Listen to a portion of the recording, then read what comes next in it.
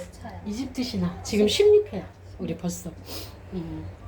내가 이거는 그러니까 이 윗부분은 책을 읽었어. 근데 그 책이 신화는 없고 그 역사 뭐 이런 것만 있어서 앞부분만 조금 봤고 나머지는 다 AI로 한 거거든. 아 AI. AI로 그렇게 내용을 하는 거를 처음 그렇게 해본 거야. 그러니까 질문을 잘해야 된다는 말이 무슨 소린지 알았어.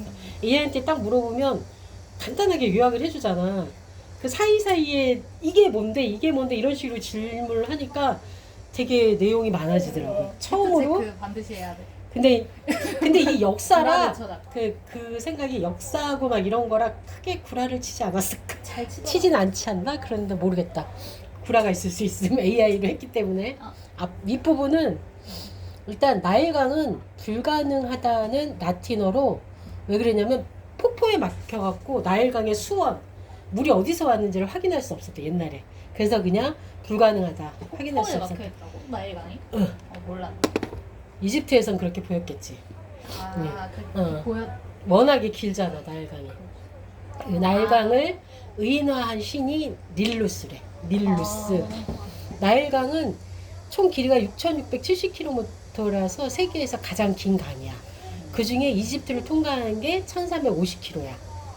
나일강에 가장 먼저 찬란한 농업 문명을 이뤘는데 이거는 나일강의 범람과 나일강 수원에 의지한 이집트 땅이 270만 헥타르. 이는 인더스강과 황하유역을 합친 것보다 넓대. 8월에 나일강이 범람을 하잖아. 그러면 토양에 염분을 없애고 풍부한 광물질과 유기질이 하류의 들판에 쌓여 비옥한 토지를 얻었어. 강물이 범람하면 씨를 뿌리고 수확해.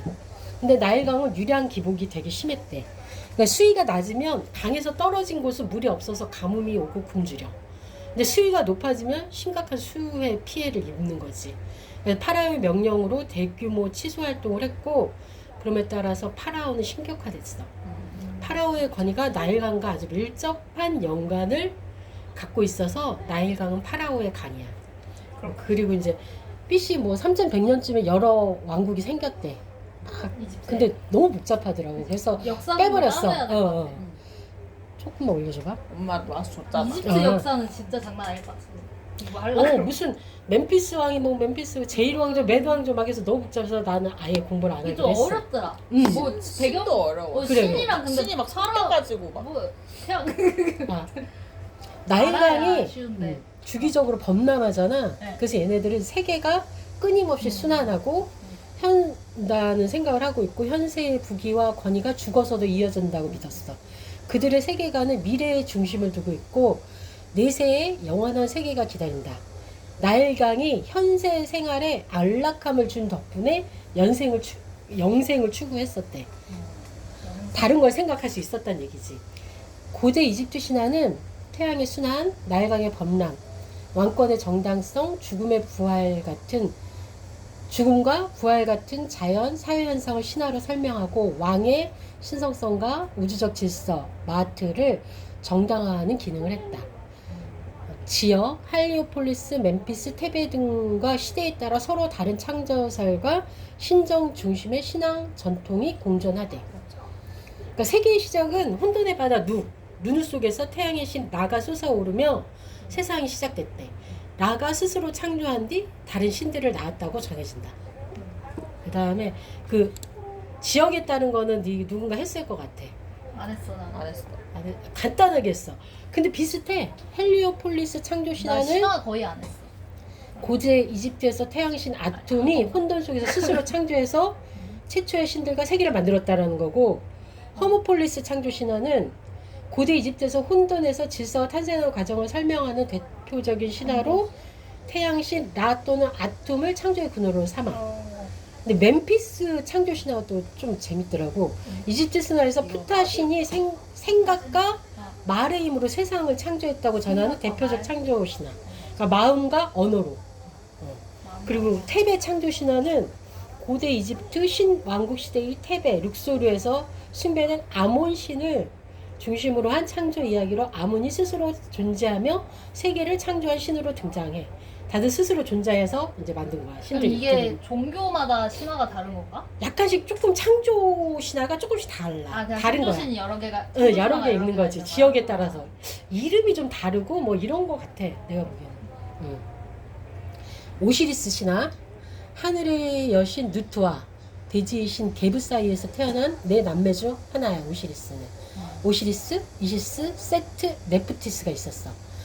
오시리스는 첫째로 질서와 문명을 대표하는 존재로 태어났어. 이집트의 왕이 되어 농경법, 법, 예절, 의식, 종교를 가르친. 사람들은 야만 상태에서 벗어나 풍요와 질서를 누리게 됨.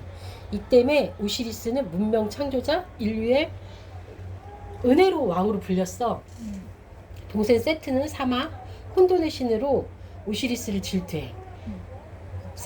그래서 세트는 오시리스의 치수를 재어 화려한 관, 상자를 만들어 잔치에 내놓고 이 관에 꼭 맞는 사람에게 이걸 주겠다고 하니까 오시리스가 그 관에 들어가.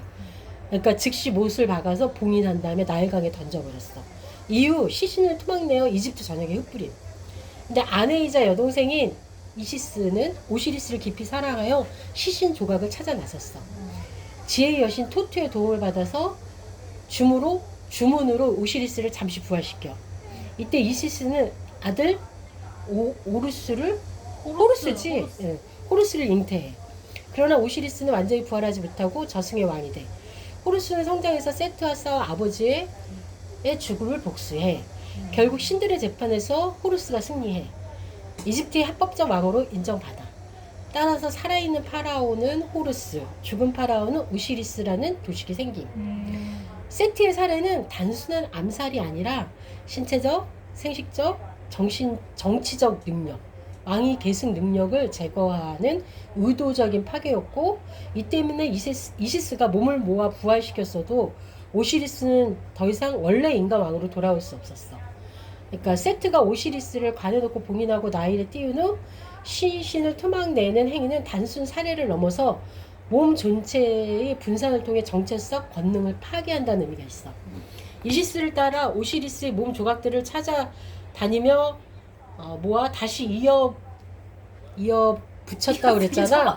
그게 보통 14조각설이 많이 전해져. 조각을 모아 재구성하는 모티브가 핵심이야. 거의 책을 그대로 가져. 엔터좀해. 이게 이것저것 하면서 정리를 못해. 어서 막 세트는 오시리스의 성기를 강물에 던지고 그 부분은 물고기에 먹혀서 사라져버렸어.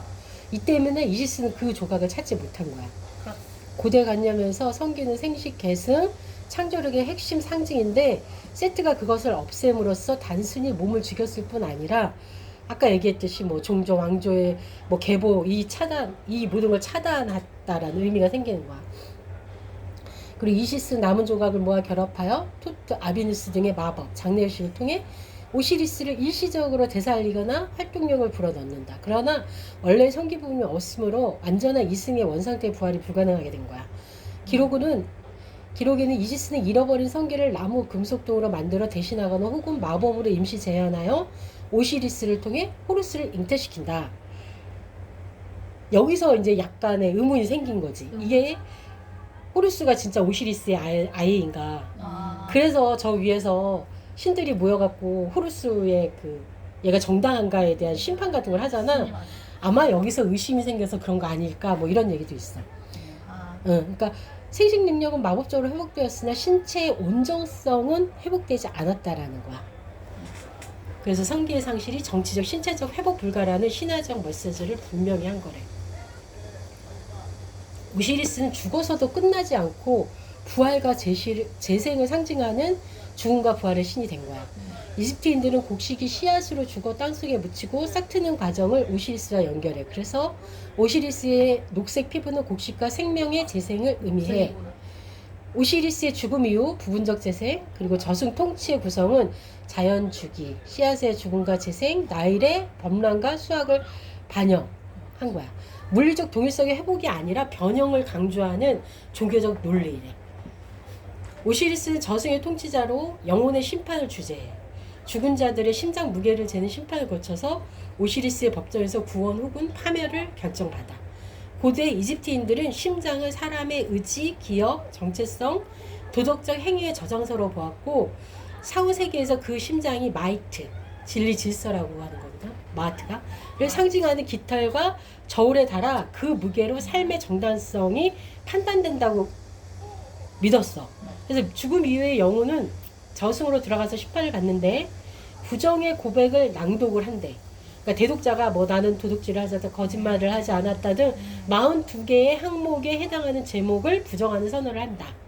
일종의 자기 변론의 과정을 거치는 거래. 그래서 심장을 건 한쪽 접시에 다른 한쪽은 마하트의 깃털 이렇게 해서 무게를 비교해. 이거 어디서 본 건데 이게 이집트 신화였어. 이집트 신화. 아누비스가 저울을 조절하고 토트가 결과를 기록해. 저울이 균형 또는 심장이 가벼우면 영혼은 정당하다고 인정되어 아루 이상향도로 들어가 영생을 누린다. 그 영화에 나왔잖아. 그거 친구와 함께. 이거 나왔는데 아 그래? 무게제곱. 심장이 마하트보다 무거우면 이런 비슷한 내용들이 좀 보다 보니까 영화에서 보고 막 이런 게 좀 나오더라고. 마하트보다 무거우면 아메미트가 심장을 먹어. 영혼은 두 번째 죽음. 영혼의 소멸을 당해서 회복 불가능한 멸망을 하는 거야. 즉 오시리스는 죽은 자들의 희망이자 공정한 심판관인 거야. 그거네. 자 여기서 재판. 이제 이 오시리스 신화의 의미는 개인 행위의 윤리적인 결과가 우주의 질서, 마하트에 의해 판정된다는 믿음은 사회적 규범을 강화해. 심장이 정체성의 핵심으로 남기 때문에 개인은 이름, 심장, 영혼의 보존을 통해 존재를 지속하려고 해. 장래의식과 주문을 바르게 수행하면 누구나 심지어 평민도 오시리스처럼 부활 영생을 누릴 수 있다는 위로를 제공해주고 있어. 오시리스 호루스 세트의 이야기에서 파라오는 호루스의 화신으로 정당화되고 있어. 파라오가 죽으면 오시리스가 되고 그 아들이 새로운 호루스가 돼. 왕위 계승이 신화적 질서가 반복된다는 것이야. 이로써 파라오의 권력은 단순한 정치 권력이 아니라 우주의 질서를 이어가는 신성한 사명으로 인정을 받아. 원래는 왕과 왕권 중심의 신이었지만 시간이 지나면서 보통 사람들도 죽은 뒤 작은 오시리스가 된다는 믿음이 퍼져. 아까 얘기한 것처럼 즉 개인도 죽은 뒤 오시리스처럼 심판을 거쳐 영원한 삶을 누릴 수 있다는 희망을 가져. 이게 집단적 종교에서 개인적 신앙으로 발전하는 계기가 된 거라. 오시리스가 주는 의미, 자연적 의미는 나일강의 범람과 농업적 재성을 신격화. 그리고 정치 사회적 의미는 파라오 권력을 신성화하고 살아있는 왕은 호루스이고 죽은 왕은 오시리스로 사회 질서를 신화적으로 정당화시켰어. 그리고 개인적 구원적 의미. 모든 피사체, 심지어 평민도 장래의식을 통해 오시리스와 결합한 부활 영생을 기대할 수 있는 실천적인 희망을 줬어. 종교사적 영향은 후기 헬레니즘 오마기? 헬레니즘 때에 오시리스 신비 종교가 확산돼. 지중해 세계의 신비 종교적 양상에 큰 영향을 줬대. 현대 이집트인의 대부분은 이슬람, 약 90% 이상과 기독교, kop트교 신앙을 가지고 있어서 고대 신화 자체를 종교로 믿지는 않은. 하지만 죽은 이후의 심판 개념은 기독교, 이슬람 교리에도 유사하게 이어졌다. 오시리스의 심장 저울 심판은 이슬람의 무자니 저울 개념, 기독교의 최후의 심판과 비슷한 구조를 가지고 있다. 이런 단어들이 모르는 단어들이 좀 많았어.